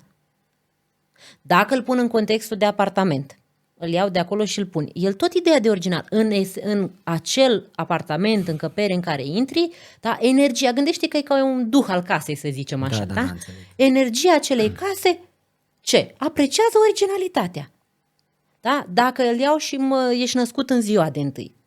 Ziua e una, luna e alta și așa mai departe. Tu fiecare, da, acolo îmi spune felul tău de a fi în esența ta. Adică cum ești tu croit pe interior, tu cu tine intimitatea ta. Dacă ești născut în ianuarie sau în octombrie, îmi spune despre masca ta socială, îi spunem, sau cum te prezinți în exterior. Dar ce? Dacă ești în social, ești născut în luna de naștere 1 sau 10, ce? Ceilalți așteaptă de la tine originalitate. Dacă ești născut într-o zi de 1, 10, 19 sau 28, tu însuși ești chiar original. Adică asta e esența ta de originalitate. Cauți și tot timpul aduci chestii originale. Adică cifra rămâne aceeași, nu se poate schimba. Repet, nu zicem că 1 devine 2. Doar că contextul în care este interpretat și după aia suprapus cu restul cifrelor, cu restul calculelor, aici devine că așa pare simplu. Și eu când am zis, simplu. Suntem mulți care stăm la apartamentul 1. Exact. Doar că în unele apartamente o să auzi certuri, pentru că probabil contează mult mai mult de atât. Da, contează mai mult. Da, poți să se certe și într-unul, dar intră în luptă. Și certurile alea pot să fie așa, ca de foc, știi? Să intre cu cuțite chiar. Că sunt original și pe, nu? Ce anume? Că sunt original chiar și în bătaie. Da, dar unul este când îl reprezentăm, uite, poți să-l reprezinți printr-o sabie. Unul este element de foc. Și atunci, într-un fel, toți se pot certa. De la 1 la 9 se pot certa. De aia în 1 se ceartă într-un fel, ăla din apartamentul 2 se ceartă altfel, ăla de la apartamentul 3 se ceartă altfel. Nu înseamnă că nu se pot certa. Da? La fel cum toți se pot înțelege bine. Dar ăia de la 1 se înțeleg într-un stil anume. Înțelegi? Deci asta sunt nuanțele pe care le vedem și le putem folosi sau instrumentul acesta numit numerologie ne ajută. Să-l vedem cum anume îl mânuim. Îmi propun să vorbim un pic despre știință, filozofie și istorie din perspectiva numerologiei. Și am o întrebare. Am 4 întrebări. Prima, există dovezi istorice că civilizațiile vechi, Egipt, Babilon, Maia, foloseau numerologia în deciziile lor majore? Din ce prezintă istoria, da. Păi și de ce ar fi făcut asta? Prin locurile respective, din păcate n-am ajuns. Găsești cifre, găsești simboluri. Să ne gândim, cifrele sunt simboluri până la urmă, nu? Da. Dacă ne uităm la modul în care erau scrise, ele nu au fost scrise dintotdeauna așa, cum sunt scrise acum. Adică cum știm noi, 1, 2, da? De exemplu, reprezentarea era în forma unghiurilor. Da? 1 avea un unghi, 2 îl făceai și avea 2 unghiuri, da? 3 îl făceai într-un fel anume și numărai 3 unghiuri, 4 și așa mai departe. Da? Deci, da, există dovezi. Nu le-am văzut eu cu ochii mei, dar asta cred că un search pe Google ne ajută să vedem de la fața locului imagini sau cine are avut sau are ocazia să meargă direct acolo. Nu trebuie să le știu eu sau să le expun eu aici. Ele sunt deja expuse. Deci există. Da, normal. Cum se raportează numerologia la teoria haosului sau la fizica cuantică, unde totul este probabilitate și vibrație? Tot prin cifre, nu? Dacă să ne gândim, că și acolo sunt folosite cifre. Universul este matematic, se spune, nu? Cum spuneam la un moment dat, nu poți să spui nicio poveste copiilor fără să folosești cifre în spate, nu? A fost odată ca niciodată. Vestitul început de poveste. A fost odată, deci 1, ca niciodată 0. Deci oriunde ne uităm sunt cifre. Fie că le interpretăm din aspectul calitativ, cum este numerologia, fie că le luăm din aspectul cantitativ. Ideal ar fi și. Dar acum depinde și contextul, că dacă mă apuc să fac 2 mere cu 2 mere, nu o să mă apuc să interpretez latura filozofică a lui 2 plus 2 că e 4.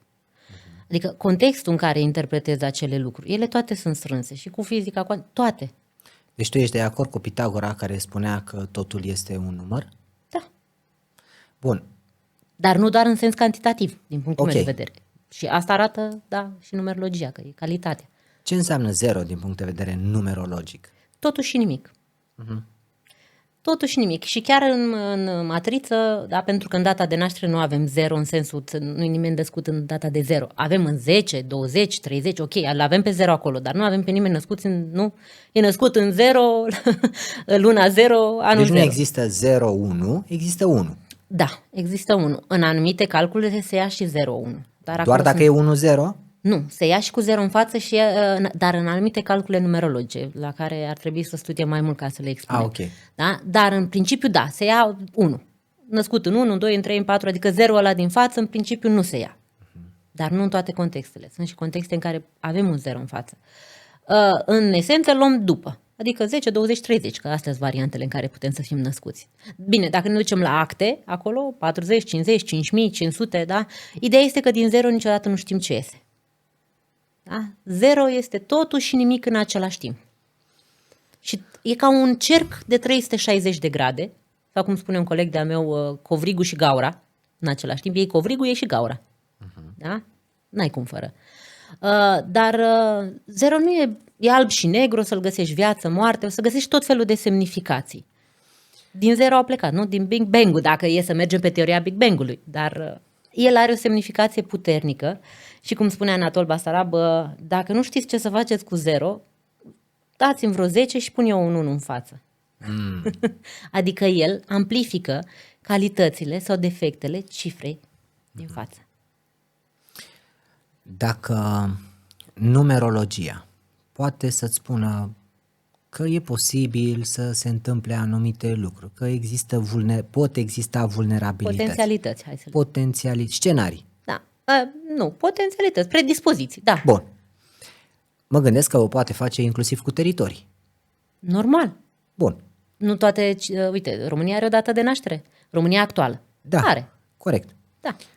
Dar eu îți spun ție așa, luăm, spre exemplu, satul Măgureni, nu știu dacă există. Luăm satul Măgureni, care are o longitudine, latitudine, un an când a fost făcut, când tot. Bun. Are o dată de naștere, cum ar veni. Exact. Există numerologia. Poate numerologia să spună, băi, în 2026 există posibilitatea să vină o forță a naturii. Așa. Hai să evacuăm pe ăștia din satul ăsta? Nu la modul acesta.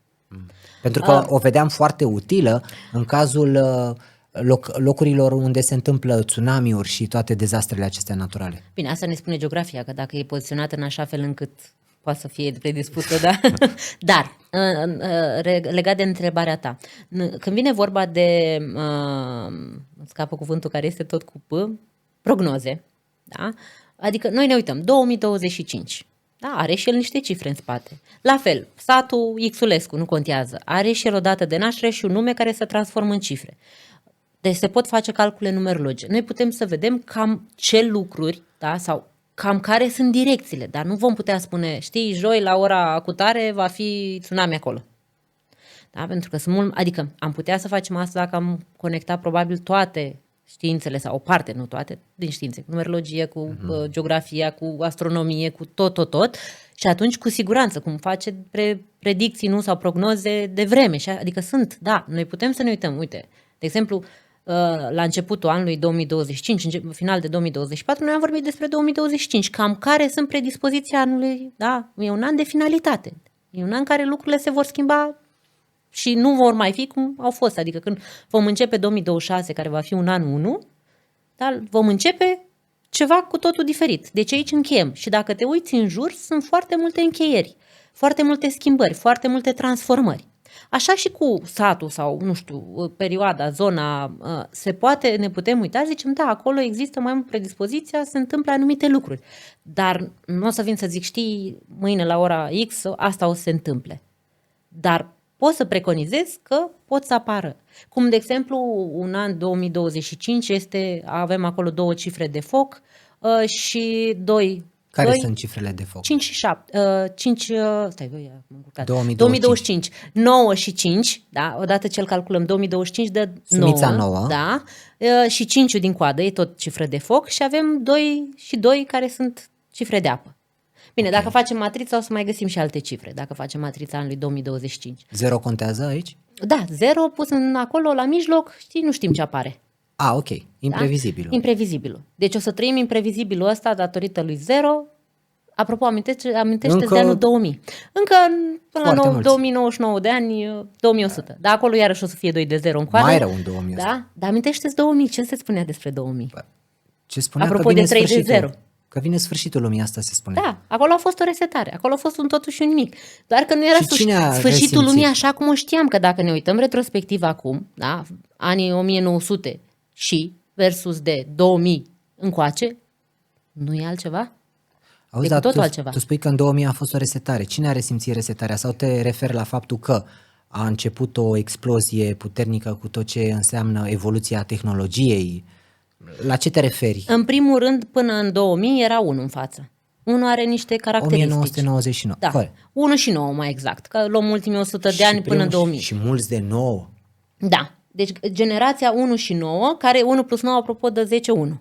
Și uite, hai să ne uităm la generațiile acestea, până în 2000, da? 1999 fiind ultimul an. Și să ne uităm la cele din 2000, cum sunt. Păi dacă te uiți la ce, uite, noi născuți înainte de 2000, nu?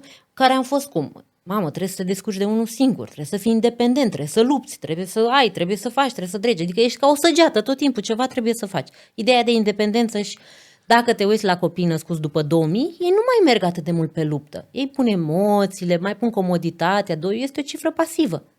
Da? Care zice, stai așa, hai să colaborăm, ia zi-mi cât de mult mai merge cu șefia, în sensul cum mergea până în 2000 și cât de mult merge cu colaborarea după 2000. Adică inclusiv firmele au abordat chestia asta. Hai că nu te angajăm, colaborăm. Ai văzut că limbajul s-a schimbat? Păi da, exista nu mai înainte... există șef, există lider. Ai văzut, da? Deci s-a dus pe totul mai blând, pentru că 2 este o cifră mult mai blândă. Unul e, poate să o vezi așa, nu știu, dacă ne gândim la arme, e o armă de foc. 2 arma este una emoțională. O plasă, așa. Da, te ia așa prin, știi, blândă. cu cuvântul. Hai să-ți mai spun una, hai să-ți mai spun alta, uite așa, Poate uite așa. și mai manipulatoare. Da, e. 2 e. 2 este cuvântul. 1 este gândul. Și atunci, după 2000, resetare în sensul ăsta, că nu mai, și cu cât ne depărtăm de 2000, cu atât vedem lucrul ăsta. Și când a venit 2020, 2 de 2 și 2 de 0 acolo, n-a fost și acolo? Adică și 2 are tendința să și dividă. Ce se întâmplă după anii 2000 cel mai mult? Ne unește și nu știu eu? Sau cineva în tabăra X, altcineva în tabăra Y? Cred că oamenii au început să plece mai mult din țară. Nu doar la nivel de țară, la nivel de concepte, adică, uite-te, nu vreau să intru în politică, nu vreau să intru în nimic, ci pur și simplu tendința asta de a ne împărți. Păi vreau să mă leg de ceva. Te rog. După anul 2000, rețelele sociale au început să se închege, doar că e falsă iluzie, e o falsă ori iluzie. Noi suntem mai conectați, dar de fapt suntem mult mai respingători unul cu alții. Asta poate să fie un aspect negativ al lui 2. Dar văd că a venit la pachet cu o mască pe care și-o pun oamenii obligatoriu. Hai că-i dau like Alexandrei. 2 dualitate. Omul cu 2 fețe. Păi clar. Cele 2 fețe ale monedei. 2 vieți, practic. Viața în online și viața reală. Păi da. Și nu-l vedem pe 2 și nu s-a schimbat, nu s-a făcut un switch. Deci s-a terminat lumea lui 1, am putea să spunem așa, în 1999. Deci era un final.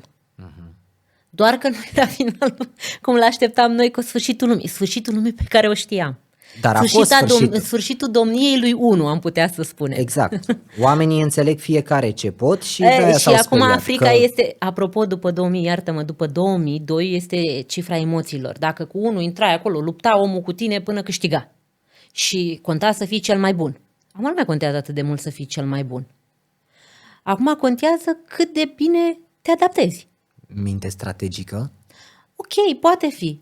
Dar 2 a venit și a zis, ia să vedem. Cum? Știi, apa. Ce formă te pun? Aia o iei, nu? Te pun în pahar, iei forma paharului, te pun în sticlă și așa mai departe. Da? Unul avea o oarecare... Se lupta acolo. Avea energia aceea de trebuie să câștig. Nu înseamnă că nu poți să existe și în ziua de astăzi, pentru că până la urmă 1 cu 1 fac 2. Da? 2, mai spunem noi așa, 1 în oglindă. Da? Și nu vedem? Nu suntem oglindă? Adică la lumea în care trăim în ziua de astăzi. Da? Cine se vaccinează? Cine nu se vaccinează? Ești cu, ești împotriva. Cred că s-a evoluat atât de mult încât observ oameni care fac eforturi să se reîntoarcă la ei, pentru că ei cred la nivel declarativ că sunt cumva, iar în interior sunt altcumva, și iar e reflexia aia de care vorbeam.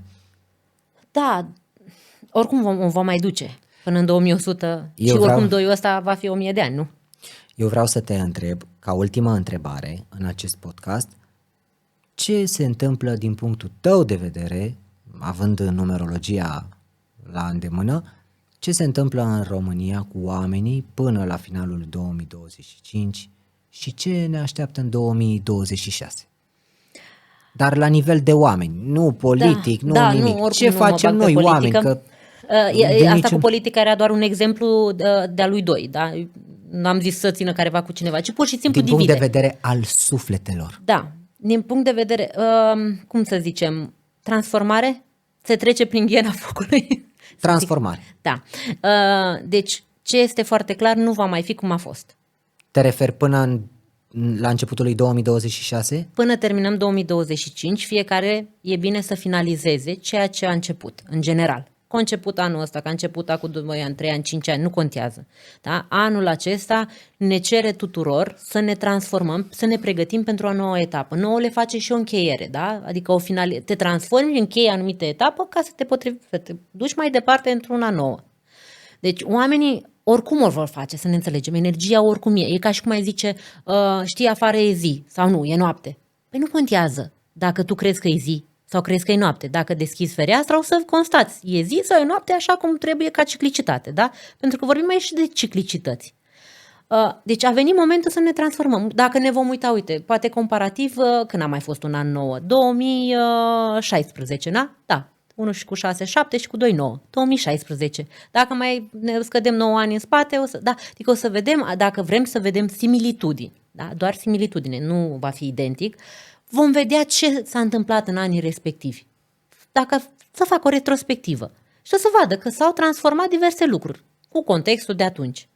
Dar cel mai important este ca ei să încheie, cum spuneam, să încheie, sunt etape, nu știu, de oricare, de la nivel emoțional, spiritual, relațional, să caute să finalizeze.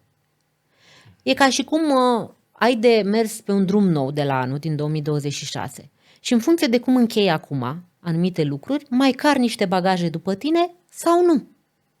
Da? Dacă vin și îți spun mâine, da, plecăm pe munte și tu te apuci și îți faci 5 bagaje, dar ajungi la poalele muntelui și te uiți și vezi că e înalt. Nu zici, bă, cu astea 5 bagaje în spate, n-ajung până în capăt, dar vrei să te încăpățânezi să le duci.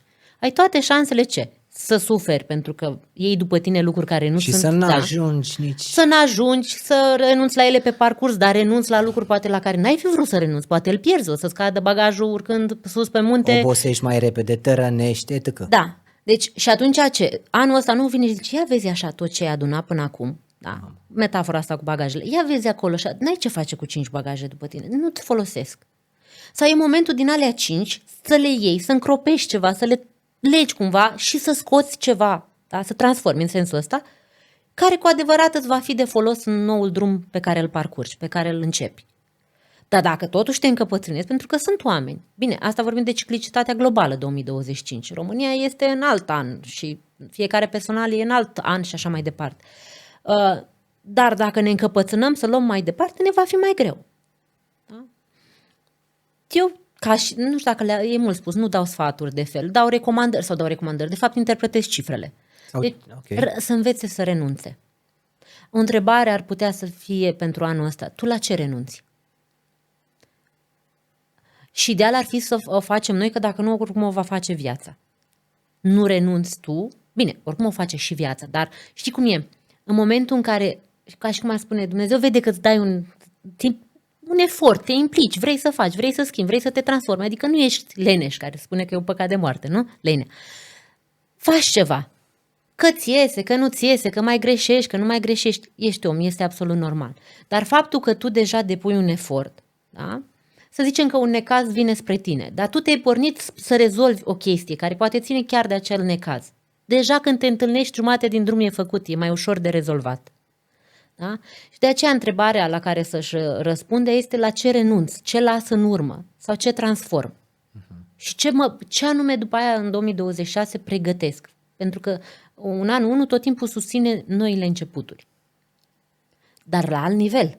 Pentru că e așa ca o spirală. Știi? Că dacă ne uităm 1, să zicem că e aici, urcăm, aici e 10, mai urcăm 19, nu știu, sau 100. Da, în funcție de cum calculăm cifrele. Dar ele toate sunt un 1, dar nu sunt la același nivel. Da? Că când zicem 1 plus 0, da, 10-le e tot un 1. Da, dar la alt nivel calitativ. Nu e același nivel ca la 1. Ok, înțeleg. Da? Tot timpul e o calitate e nouă. 9, 18 este Da, 18, un alt da. 9, dar la altă La alt vibrație, nivel. la alt Da, nivel. dar nu în sensul doar de mai bun sau să creadă lumea de superior, ci pur și simplu alt nivel calitativ. Cu Bune și cu rele. diferite, exact. Da, cu aspecte diferite. Afinități diferite. Da, exact. Dar care la bază poate să le aibă și 9, nu? Da, la bază toate au și un 9 și un 18 și un 27, toate sunt 9. Doar că modul în care sunt formate, croite, e diferit. Da? Adică toate sunt telefoane, doar că unul e o marcă, alte exact, și așa mai departe. Deci, din aspectul ăsta, iar pentru 2020, da, să-l terminăm, eu zic să terminăm 2025. Și atunci să ne facem probleme și facem în 2026. Să ne vedem în 2026 la podcast, pentru a vorbi de 2026 poate. Dar ideea este că, adică vreau să aduc un picuț de trăit în prezent pentru că este un an în care chiar va face diferența de cum anume vor fi mai sunt câteva luni. Da, dar tot timpul ultimele luni. Uite, intrăm, da, acum suntem într-o lună nouă, septembrie. Nouăle, deci vine să finalizeze ceva. Noi în ianuarie ne-am propus niște lucruri, am început niște lucruri, că am vrut, că n-am vrut, energia lui 1 tot timpul ne duce în a începe. A urmat 2, 3, 4 și așa mai departe. Mă, sunt 9, nu? Ce se întâmplă la 9 luni? Se naște ceva, nu? Dacă ne gândim, nu, la 9 luni, femeia naște copilul. Mă, nu trebuie să fie naștere fizică. Deci ceva rezultă, da? După care vom trece la 10. Deci e un 1, dar la alt nivel. Și dacă ne vom uita cum a fost ianuarie, vom ști similitudini, asemănări de cum va fi octombrie, dar înzecit. Dacă ne uităm la noiembrie, la februarie și după aia la noiembrie, vom ști cam cum va fi noiembrie, dar deja cu alte aspecte, cu alte veleități mai înalte, mai pretențioase. Da? Și 12, adică 3, da? Deci cumva am putea zice în 10, 11, 12, cu ghilimele, Drigoare, miniatură 1, 2, 3, da, ianuarie, februarie, martie, dar cu totul altfel trăite și cumva poate ele vin să vadă, ia să vedem ce ai făcut tu tot acest an, nu? Că asta face finalul de an. Nu? Tragem o linie de cele mai multe ori. Vedem ce am făcut noi anul acesta. Păi acum, în ultimele 3 luni, sunt și mai importante. Suntem într-un an nou, suntem pe final de an, da? Deci totul vorbește de finalitate și de încheieri. Deci dacă n-ai încheiat până acum, pune una și încheie. Da? Încheiatul nu înseamnă terminat la propriu. Da? Și nu susținem graba, nu poate e vorba să de graba strică treaba, știi cum e? Da, graba strică treaba. Acum știi cum e, unii mai îngrașă porcul înainte de... Și asta e adevărat. Dar ideal ar fi să facă ceva, cum spuneam. Mai bine, știi cum e, mai bine mai târziu decât niciodată, mai era și vorba aceea că toate au un înțeles. Însă eu am văzut, uitându-mă de-a lungul anilor pe matrițe și în discuțiile cu oamenii, dacă nu facem, oricum se va întâmpla. Da? Și cum mai spunea un maestru, știi cum e, dacă avem de băut o ceșcuță de otravă în viața asta, ai două variante, o bei câte un pic și poate trăiești, sau o bei pe toată și poate ai miracol. 1%, da? Da, se va întâmpla și vei supraviețui. Da? Eu zic să o bei așa pe rând, decât să o duci deodată. Și va fi, acum, repet, văzând de-a lungul anilor în matrițe, energiile se întâmplă, ele sunt aici, cifrele sunt aici, universul continuă, ziua se face zi, noaptea se face noapte, fie că ne place, că suntem de acord, că nu suntem de acord, adică sunt anumite adevăruri, să le zicem așa, care ele oricum sunt, nu trebuie să aibă aprobarea noastră. În schimb, când vine vorba de numerologie, nu fac decât să ne ajute să interpretăm toate aceste lucruri. E un instrument care să ne ajute. Spune-mi, te rog frumos, unde te găsesc oamenii și de ce crezi tu sau care sunt beneficiile pe care le-ai simțit tu la oamenii cu care ai lucrat că le au după ce lucrează cu tine? Aș vrea să, apropo de unde mă găsesc, aș vrea să menționez și Asociația Numerologilor, din care sunt parte alături de colegi și acolo avem cursul de numerolog certificat, deci mă găsesc și acolo, în Asociația Numerologilor din România. Noi suntem cei care am introdus ocupația de numerolog în codul COR, în codul ocupațiilor din România. Și bineînțeles susținem cursul acesta, care acum este o meserie. Există un curs de calificare și chiar și un curs de specializare. Deci pe asociațianumerologilor.ro, chiar dacă nu apar eu direct acolo, bine apar, dar nu în sensul de numele în prima pagină, pot să găsească mai multe despre numerologie, fiind un podcast în care am discutat foarte multe despre numerologie. Și pot să urmeze cursul, fie că vor să devină numerologi, fie că nu. Sau să aplice pentru... Foarte mulți vin ca să aplice pentru ei. Pentru că odată ce înțelegi anumite lucruri, ți este mult mai ușor să mergi prin viață. A doua oară pe Alexa Event. Acolo mă găsesc și cu consultațiile pe partea de numerologie și cu evenimentele pe care le organizez. Deci acestea sunt două site-uri principale. Pe Facebook Alexandra Mihărtescu sau Alexa Event. Și TikTok, mai era o întrebare. Instagram ai?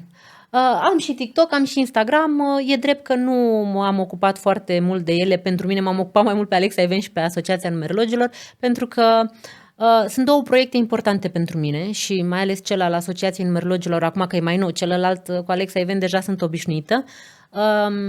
Mai nou, 2018, nu e chiar așa nou, dar acolo m-am implicat mai mult pentru că iubesc partea asta de numerologie și pe calea asta îi mulțumesc și lui Anatol Basarab, că eu de la el am învățat numerologie, cu el am început.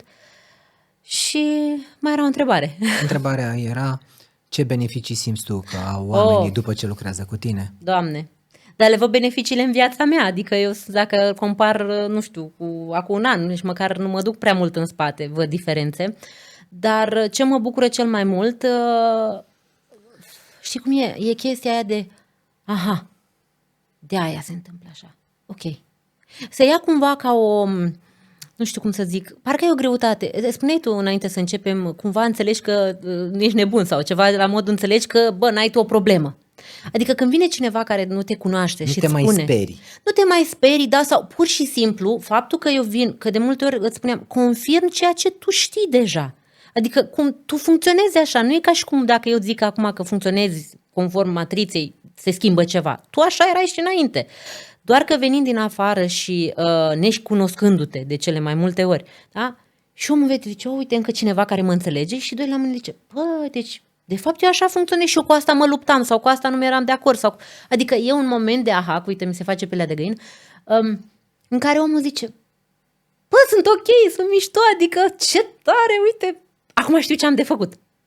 Deci e așa, deci numai când mă gândesc îmi dă o stare de bucurie. Pentru că îi văd pe față, le văd fețele, câte aha-uri au și câte se luminează, efectiv. Și își găsesc răspunsul la întrebări. Nu pentru că am eu răspunsul, ci pentru că în momentul în care le interpretez ceea ce spune numerologia, ei, știi cum, se aprind beculețe în cap. Așa, ca și cum era un întuneric și uite, s-a mai prins un bec, s-a mai prins un bec, s-a mai prins un bec.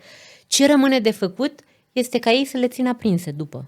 Oricum nu vor mai fi la fel după o sesiune de numerologie. Eu n-am mai întâlnit. Pe toți care i-am Dar ce întâlnit... înseamnă sesiune de numerologie? O sesiune de numerologie nu necesită să fim o perioadă mai lungă.